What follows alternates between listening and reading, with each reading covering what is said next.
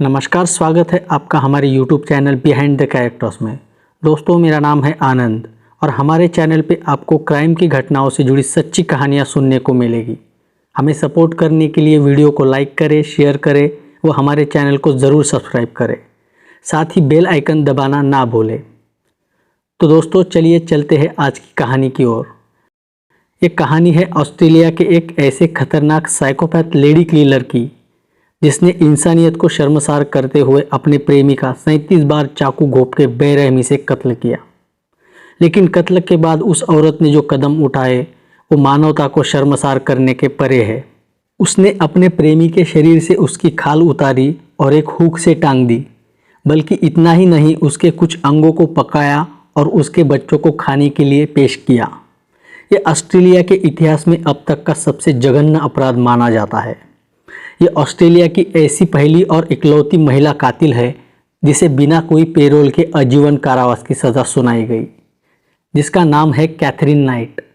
Catherine का जन्म 24 अक्टूबर 1955 को टेंटफील्ड, न्यू साउथ वेल्स, ऑस्ट्रेलिया में हुआ था। कैथरीन की मां बारबरा का उसके पति के दोस्त केन नाइट के साथ अफेयर था। उसी के चलते कैथरीन की मां बारबरा ने अपने पति को छोड़कर केन नाइट के साथ शादी कर ली। केन नाइट एक शराबी और अय्याश किस्म का व्यक्ति था जो शराब पीकर किसी से भी मारपीट करता। आगे चल के बारबरा और केन के 4 बच्चे हुए, जिसमें 2 लड़के और 2 जुड़वा लड़कियां शामिल है, जिनमें से एक कैथरीन थी। कैथरीन का शराबी बाप आए दिन उसकी मां और बच्चों को मारा पीटा करता, बल्कि कैथरीन की मां बारबरा को हर बार सेक्सुअल अब्यूज़ करता और उसके साथ जानवरों जैसा व्यवहार रखता। उसी घिनौने माहौल में कैथरीन का भी शारीरिक शोषण उसके पारिवारिक रिश्तेदारों द्वारा किया जाने लगा। कहा जाता है कि कैथरीन की उम्र महज 11 साल की थी तब से उसका शारीरिक शोषण किया गया। इसी कारण कैथरीन की दिमागी स्थिति बिगड़ने लगी और वो गुस्सैल स्वभाव की हो गई। उसके विपरीत कैथरीन का एक चाचा था जिसका नाम ऑस्कर नाइट था। उसने कैथरीन को किसी भी प्रकार से अब्यूज़ नहीं किया। ऑस्कर उन सभी बच्चों का ख्याल रखा करता और सभी से अच्छे से पेश आता। ऑस्कर एक घुड़सवार चैंपियन था। उसने कैथरीन को भी घुड़सवारी सिखाई थी। लेकिन साल 1969 में किसी निजी परेशानी के चलते ऑस्कर ने आत्महत्या कर ली। उसके बाद नाइट परिवार ऑस्ट्रेलिया के एबरडीन शहर में शिफ्ट हो गया। वहाँ कैथरीन एक हाई स्कूल में पढ़ाई कर रही थी। स्कूल में बाकी बच्चों द्वारा कैथरीन को हमेशा चिढ़ाया जाता, हमेशा कैथरीन को धमकाया जाता और उसे परेशान किया जाता। उससे तंग आके एक दिन कैथरीन ने एक लड़के को चाकू से मारा। तब से कैथरीन के स्वभाव में और भी ज़्यादा बदलाव आने लगा और वो और भी ज़्यादा हिंसक और गुस्सैल रवैये की हो गई। बात बात पर गुस्सा करना और किसी को भी मारने के लिए जाना कैथरीन के लिए आम हो गया। जब कैथरीन 15 साल की थी तब उसने अपना स्कूल छोड़ दिया और एक कपड़े की फैक्ट्री में नौकरी करने लगी। वहाँ पर 1 साल तक काम करने के बाद उसने वो नौकरी छोड़ दी और एक बूचड़खाने में काम करने लगी। कैथरीन के ऊपर किताब लिखने वाले पीटर लॉलोर बताते हैं कि बूचड़खाने में काम करना उसके लिए एक ड्रीम जॉब जैसा था। जानवरों को काटना या काटते हुए देखना उसे बहुत पसंद आने लगा था। तभी 1973 में कैथरीन की मुलाकात उसी बूचड़खाने में काम करने वाले डेविड क्लेट से हुई और 1974 में कैथरीन और डेविड ने शादी कर ली। डेविड और कैथरीन का भाई बहुत अच्छे दोस्त थे, लेकिन कैथरीन ने अपनी शादी की पहली रात को डेविड का गला घोटने की कोशिश की। उसने बाद में बताया क्योंकि वो सिर्फ 3 बार सेक्स करने के बाद सो गया था, जबकि वो अभी तक असंतुष्ट थी। उसी रात डेविड ने जैसे तैसे संभाल लिया। कैथरीन और डेविड का आए दिन झगड़ा होता। उसी दौरान कैथरीन प्रेग्नेंट हो गई। एक दिन कैथरीन ने अपने पति डेविड के सभी कपड़े और जूते जलाए और उसको फ्राइंग पैन से उसके सर पर मारकर चोटिल कर दिया। डेविड वहां से जैसे तैसे अपनी जान बचाकर भागा। डेविड के खोपड़ी में गंभीर रूप से चोट आई थी, उसके सिर में फ्रैक्चर हुआ था। पुलिस कैथरीन को गिरफ्तार करती तब तक उसने ड्रामा रचा और रो रो कर डेविड से माफ़ी मांगने लगी। डेविड ने केस वापस लिया और दोनों साथ रहने लगे। कुछ दिन अच्छा बर्ताव करने के बाद कैथरीन ने 1976 में अपनी पहली बेटी मेलिसा को जन्म दिया। मगर उसके 2 महीने बाद ही डेविड कैथरीन के बर्ताव से तंग आकर उसे छोड़कर क्वींसलैंड चला गया और वहाँ एक ट्रक ड्राइवर का काम करने लगा और अपनी गर्लफ्रेंड के साथ रहने लगा। इधर गुस्से से पगलाई कैथरीन अपनी बेटी मेलिसा को एक बास्केट में डाला और उसे रास्ते में फेंक दिया। फिर एक हार्डवेयर के दुकान से कुल्हाड़ी चुराई और शहर में लोगों को जान से मारने के लिए धमकाने लगी। उसे ऐसा करते देख पुलिस ने गिरफ्तार कर लिया। वह एक मेंटल हॉस्पिटल में भर्ती किया। वहाँ कुछ हफ्ते रहने के बाद कैथरीन फिर से डेविड को ढूंढने निकली। इस बार उसने अपनी 2 महीने की बेटी मेलिसा को एक रेलवे ट्रैक पर मरने के लिए छोड़ दिया। तभी एक इंसान ने मेलिसा को देखा जो एक बेघर आदमी था। वो हमेशा उसी इलाके में घूमता रहता। उसने भागते हुए जाके ट्रेन के आने से थोड़ी देर पहले उस बच्ची को बचाया। इधर कैथरीन ने चाकू के नोक पर एक औरत को उसके कार के साथ बंधक बना लिया। अब उसे क्वींसलैंड चलने के लिए कहने लगी, मगर उस औरत ने किसी तरह खुद को कैथरीन से बचाकर एक पेट्रोल पंप से पुलिस को कॉल किया। पुलिस ने इस बार फिर से उसे पकड़कर 6 महीने के लिए मेंटल हॉस्पिटल में भर्ती कर दिया।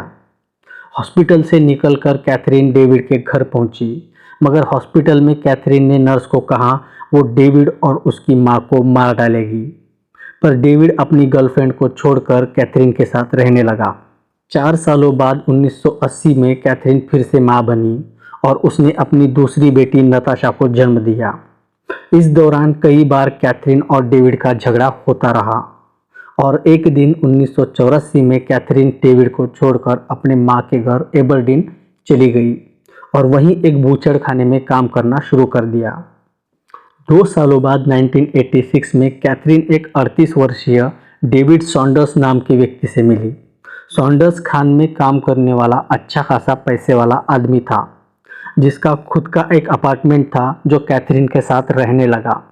लेकिन कैथरीन उसके साथ भी वैसा ही बर्ताव करती रही। एक दिन मई 1987 में कैथरीन ने गुस्से में सॉन्डर्स के पपी डॉग को उसका गला काटकर मार डाला। जून 1988 में कैथरीन ने अपनी तीसरी बेटी सारा को जन्म दिया।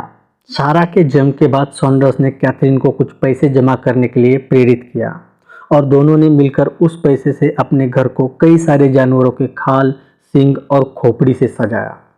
इस तरह कुछ दिन अच्छे बीतने के बाद कैथरीन और सॉन्डर्स का फिर से झगड़ा हुआ और इस बार कैथरीन ने सॉन्डर्स के चेहरे पर लोहे से मारा, साथ ही कैंची से उसके पेट में वार किए।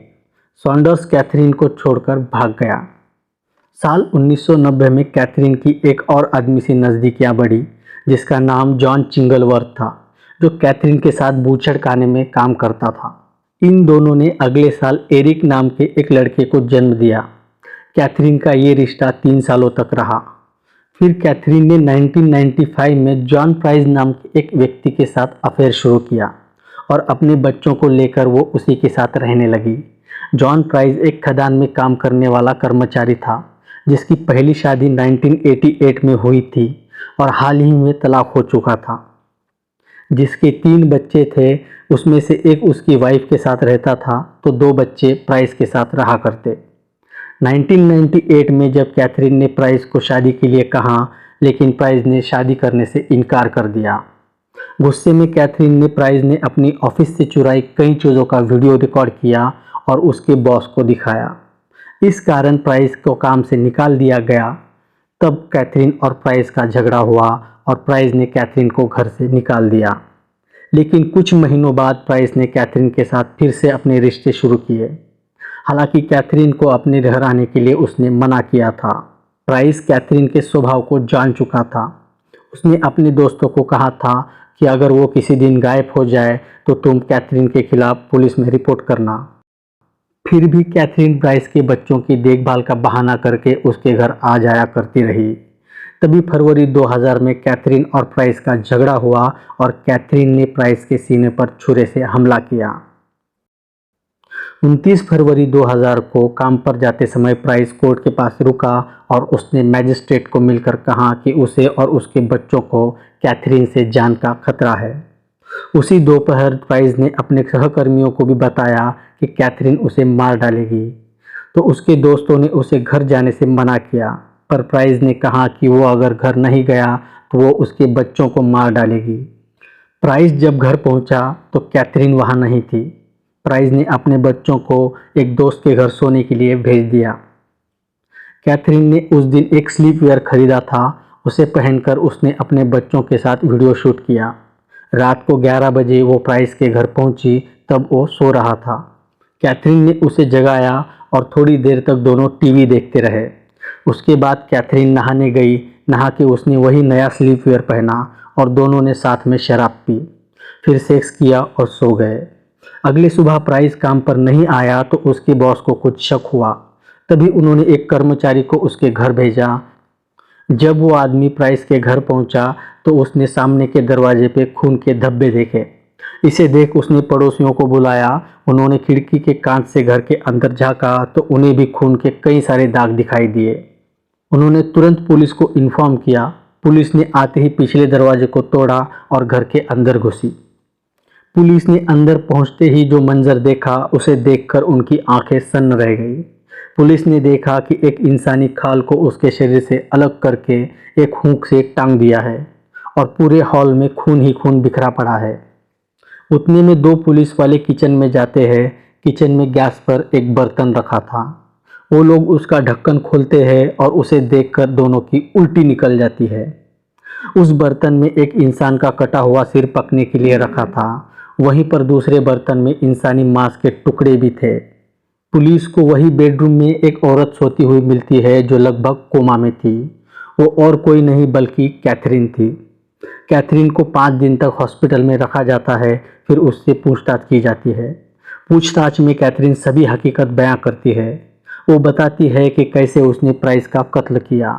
वो कहती है कि 29 फरवरी की रात जब प्राइस और कैथरीन सोने के लिए गए तो आधी रात को उसने सोते हुए प्राइस पे चाकू से हमला किया। उस हमले से बौखलाया प्राइस ऊपर के बेडरूम से भागने लगा। तभी कैथरीन ने उसके पैर पकड़कर खींचा और ज़मीन पर गिरा दिया और उसके जिस्म पे कई वार किए। जैसे ही कैथरीन को यकीन हुआ कि अब प्राइस मर चुका है, वो उसे घसीटते हुए नीचे हॉल में ले आई और अपने मीट काटने वाले धारदार छुरे से उसके शरीर से उसकी पूरी खाल उतारी। जॉन प्राइस के सिर को धड़ से अलग किया। प्राइस के शरीर के नरम मांस को आलू और गोभी के ग्रेवी के साथ पकाया। फिर डाइनिंग टेबल पर उसे 2 प्लेट में परोसा और उस प्लेट के साथ प्राइस के बच्चों के नाम की पर्ची रखी। साथ में कुछ पैसे भी रखे। कैथरीन ने यह भी बताया कि उसने भी वो मांस खाने का प्रयास किया, लेकिन वो खा नहीं पाई और उसने वो प्लेट किचन से खिड़की के बाहर फेंक दी। फिर उसने प्राइस का सिर एक बर्तन में पकाने के लिए रखा और प्राइस का एटीएम लेके बाहर गई। उसमें से $1000 निकाले, जिनसे कुछ नींद की दवाइयाँ खरीदी और उन दवाइयों को खाकर सुसाइड करने की नाकाम कोशिश की। कोर्ट में कैथरीन ने कहा कि उसे इस अपराध का कोई भी पछतावा नहीं है। कोर्ट में कैथरीन का बयान सुनने के बाद जस्टिस ओकीफ ने कहा कि कैथरीन ने जिस तरह से जॉन प्राइस को तड़पा तड़पा कर मार डाला, जिस समय प्राइस तड़प रहा था तब कैथरीन को खुशी हो रही थी और ऐसे गुनहगार को समाज में वापस जाने का कोई हक नहीं बनता। और 2006 में उसे बिना पैरोल के आजीवन कारावास की सज़ा सुनाई। दोस्तों, आपको क्या लगता है इस केस के बारे में? कमेंट करके हमें ज़रूर बताएं। वीडियो को लाइक करें, अपने दोस्तों से शेयर करें और ऐसे ही क्राइम से जुड़ी कहानियाँ सुनने के लिए हमारे चैनल को सब्सक्राइब करें और साथ ही बेल आइकन ज़रूर दबाएं। धन्यवाद। जय हिंद।